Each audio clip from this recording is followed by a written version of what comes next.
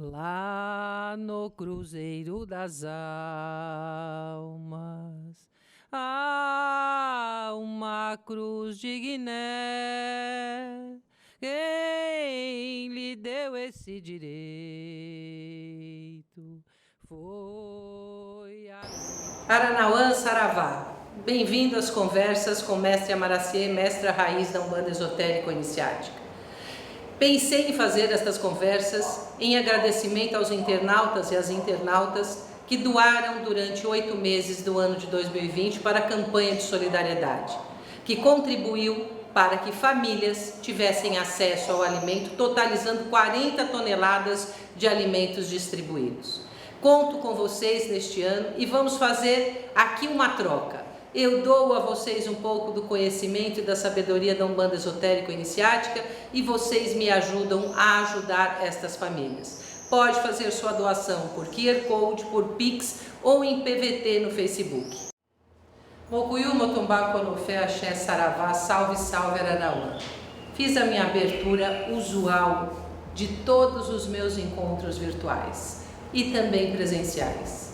Mas neste episódio, que eu vou chamar de conversas com a mestra Amaraciê, a mestra raiz da Umbanda Esotérico-Iniciática, eu vou falar apenas Saravá Aranauã, que é um cumprimento dos umbandistas. E como umbandista, nesta linguagem, eu farei uso dela para me comunicar com as pessoas que são devotas da Umbanda.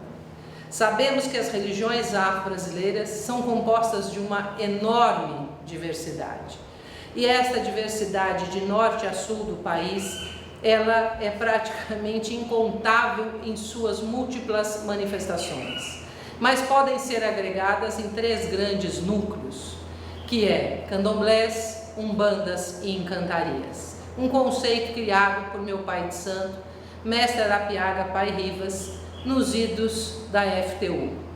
Eu gostaria então de dizer que hoje eu vou falar a partir das umbandas. Em outros momentos posso falar dos candomblés ou encantarias. Nunca neguei a nenhum internauta ou internauta que eu faço candomblé, eu faço umbanda, existe quimbanda e também algumas encantarias. Mas aqui eu estou falando da Umbanda Esotérico-Iniciática, da qual eu detenho a raiz, que veio de Pai Mata, passou para Pai Rivas e hoje está na mão de Mãe Maria-Elise Rivas, que sou eu. Então, mestre Apacane, mestre Arapiaga, mestra Amaraciê. Acho importante esse introito e dizer a vocês que serão uma série de conversas. E estas conversas não terão grande tempo de duração, então eu não me aprofundarei nos temas que nós estaremos levantando. Farei um relato, uma interrogação, uma reflexão do ponto de vista espiritual da doutrina da Umbanda Esotérico-Iniciática. Em outros momentos a gente se aprofunda. Por que surgiu esta ideia? Assim como surgiu a ideia das lives no início da pandemia. As restrições de contato física permanecem. E o ano de 2020, a Ordem Iniciática do Cruzeiro Divino, que eu vou explicar essa instituição daqui a pouco, fez uma campanha de solidariedade com os terreiros da região de Itanhaém.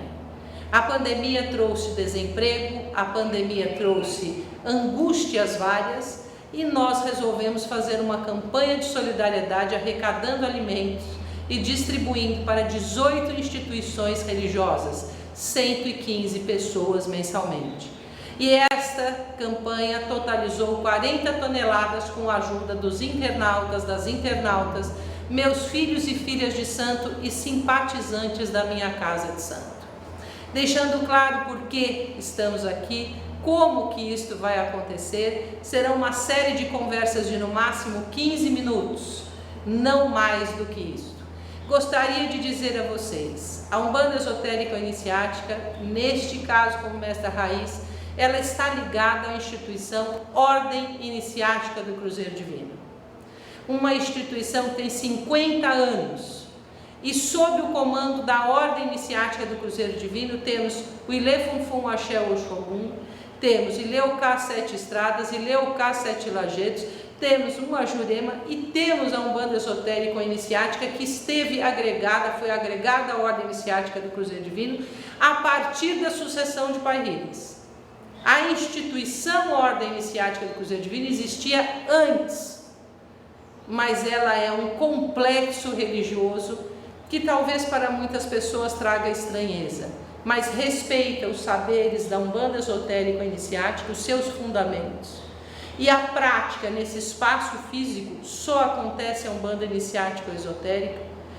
Respeita os fundamentos do Candomblé Nagô, assim como de todos os demais, mas a prática no Ilê Funfun Axé Oxógun dá do Candomblé Nagô. E respeita o Candomblé de Caboclo como homenagem aos Angolas e as encantarias também do Nordeste brasileiro. Deixando claro isso, que essa instituição é um guarda-chuva e este guarda-chuva tem estas religiões. Eu vou para o tema de início da nossa fala, religiões. E eu coloco religiões no plural, porque nós não temos uma religião, nós temos várias religiões pelo mundo afora.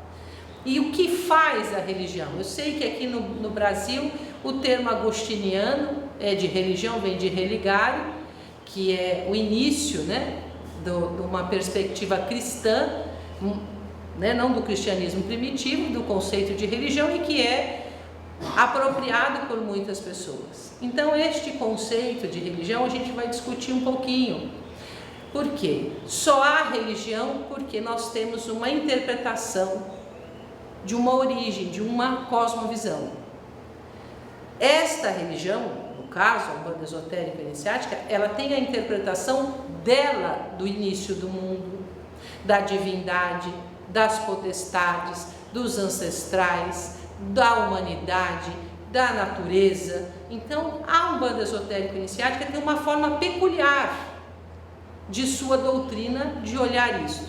E, em alguns momentos, ela está completamente imbricada às umbandas, por exemplo, com o culto dos ancestrais, com a louvação ao orixá, com o mediunismo, com a iniciação, com alguns processos rito-litúrgicos. Ela dialoga com as outras umbandas, ela não é dissociada das outras umbandas, apenas tem uma doutrina, e esta doutrina preconiza alguns fundamentos, alguns princípios que eu vou discutir com vocês nessas conversas. Mas vamos voltar à religião. O que é religião?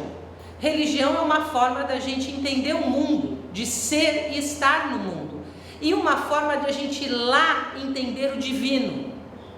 É uma forma que o ser humano encontrou de lá e dizer o que é este divino. Como é que este divino está na nossa vida? Como é que ele está presente na nossa vida? E a religião não é um ato único dentro do terreiro. A religião forma da gente pensar, da gente sentir e da gente agir, individual e coletivamente. Por exemplo, quando eu falo em religião dentro da Umbanda Esotérica Iniciática, eu estou falando de um pressuposto que existe uma divindade suprema, potestades, que são os orixás, que existem ancestrais ilustres, existe a humanidade e a natureza. É lógico que esta visão de mundo, ela não é apenas vertical, ela também é horizontal e está em tudo que eu faço. Como eu entendo a vida, como eu entendo a morte, se eu acho que existe reencarnação ou não, que é o caso nosso que sim, se há mediunismo, que são formas de comunicação com o mundo invisível ou sobrenatural, mundo astral. Como é que as potestades elas fazem esse caminho até chegar até nós, esse caminho importante? Então a religião, ela explica o sentido das coisas, mas ela tem que ter um mito. Ela se organiza a partir de mitos. E no caso, este mito ele tem que ter um valor para quem pratica aquela religião. Se não houver esta conexão do indivíduo com o mito, perde o valor. Se eu pegar, por exemplo, uma mitologia lá de Zaratustra, ou pegar uma mitologia indígena que a gente desconhece, ou de algum povo europeu que a gente desconhece, isso não vai fazer sentido quando for acionado em mim. Se falar Mitra, para para o povo umbandista pouco sentido fará, mas é uma divindade para um determinado grupo. Então essa mitologia ela tem que ter a ver com a forma com que a gente constrói este pensamento, aciona o seu pensamento, aciona o seu raciocínio, o seu sentimento e as suas ações. Eu vou usar aqui um exemplo simples, que nas aulas futuras eu vou voltar a isto. Por exemplo, a terminologia caboclo, que é considerado um orixá brasileiro. Se ele é deslocado do mito, essa nomenclatura caboclo não vai fazer assim um impacto do ponto de vista sobrenatural. Mas quando ela é alocada ao mito do caboclo, como ancestral, como força da natureza e também como um poder volitivo que está concretizado ali do princípio cósmico na fortaleza, quando eu falo caboclo, vai acionar isto nas pessoas num ato de louvação. Assim como se eu falar preto velho. Preto velho deslocado do terreiro é um ser social, mas dentro do terreiro não. Ele é um ancestral ilustre que carrega uma série de valores e que, quando falado isto, as pessoas vão ser acionadas em seu ato devocional. Então a mitologia ela é muito importante, não é um mito como historinha, mito como força espiritual, mito como memória milenar, mito como memória cósmica. Então o mito na religião ele é fundante e nós sempre reatualizamos o mito dentro da religião. Toda vez que eu abro um ritual, eu começo a reatualizar o mito, eu peço ao orixá, eu peço em algumas correntes a Jesus, a santas almas, que é no caso da Umbanda esotérica, eu vou pedir ao caboclo, ao preto velho, ou à criança que é quem toma conta daquela casa de santo, então eu vou reatualizando o mito e o ato devocional. Então a religião, ela é um construto de interpretação do ponto de vista visível e invisível, e ela é um sistema de sentido. Ela tem que ser um sistema de sentido para o indivíduo e para um pequeno grupo. Por isso que nós temos que ter respeito pelas outras religiões. Porque esse sistema de sentido pode não estar em mim, mas está em outra pessoa e é importante para aquela pessoa e para aquele grupo. Por isso nós defendemos a diversidade e o respeito à diversidade. Por isso a gente defende que somos diversos, mas não desiguais. Porque os sistemas de sentidos religiosos, eles são amplos e não podem ser apregoados a partir do meu sentido único exclusivamente. O meu é válido, mas o do outro também é. O meu é importante, mas o do outro também é. Então, quando estou aqui falando, estou falando de um sistema de sentido a partir da Umbanda esotérica iniciática. Se eu estivesse no Candomblé, eu ia falar sobre o Candomblé. Como é que essa mitologia dá, como é que ela constrói a forma ritual, enfim. Eu quis fazer um recorte para explicar a vocês por que eu estou aqui.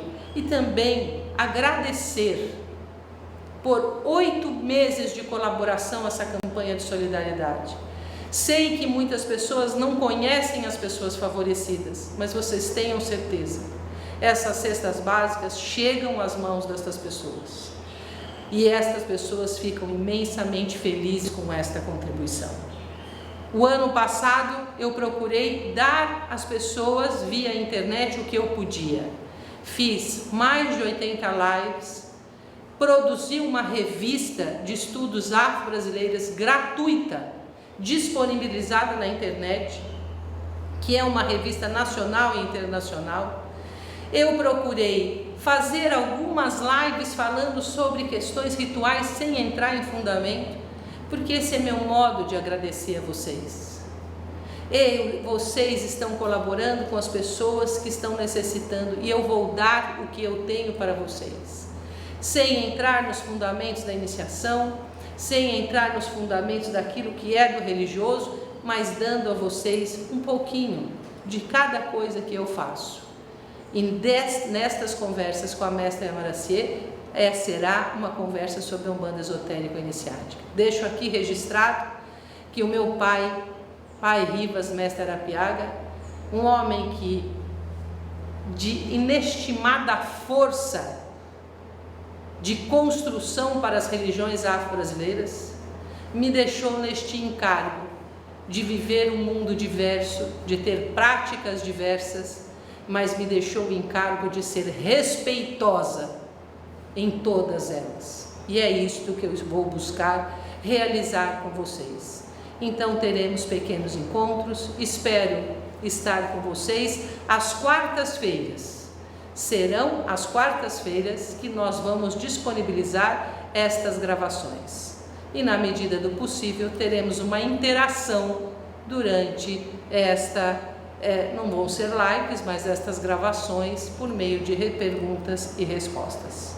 Agradeço a todos e a todas. Hoje encerro com Mokuyu Motumbá Colofé Axé Saravá Aranauã, mas lembrando que quando eu for falar de Umbanda Esotérico Iniciática, falarei Saravá Aranauã.